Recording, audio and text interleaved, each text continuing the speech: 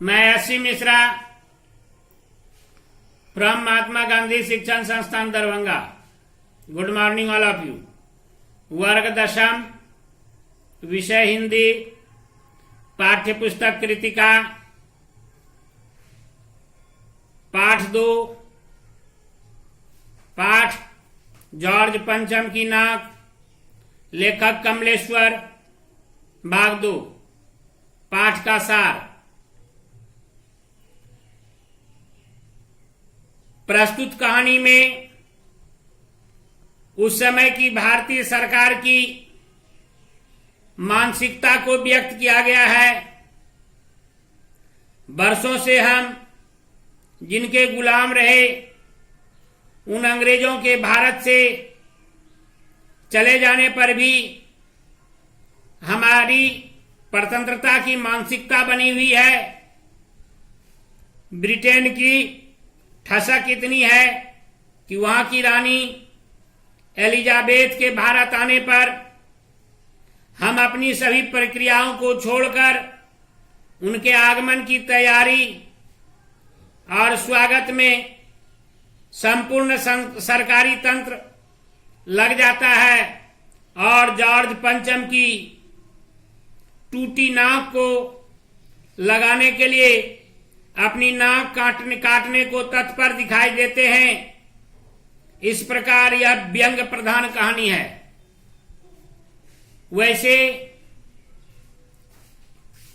शरीर के कई अंगों का प्रयोग मुहावरे में किया गया है, लेकिन नाक और आंख का प्रयोग सबसे अधिक किया गया है।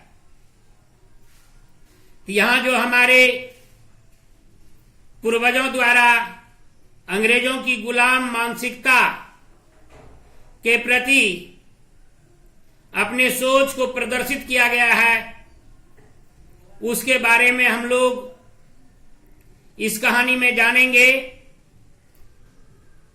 कि रानी एलिजाबेथ जब भारत आने वाली थी तो उनके शान शौकत में क्या क्या करने के लिए नहीं हमारे पूर्वज तैयार थे, यहां तक कि अपनी नाक कटाने तक के लिए तैयार थे। अपनी देश के महान व्यक्तित्व के व्यक्तित्व पर प्रश्न चिन्ह लगाकर उनके मान सम्मान में 100% समर्पित होने के लिए तैयार थे, जो समाज के लिए न शुभ संकेत उस समय था, और अगर आज भी किन्हीं में यह सोच है तो वह समाज के लिए अच्छी संकेत नहीं होगी।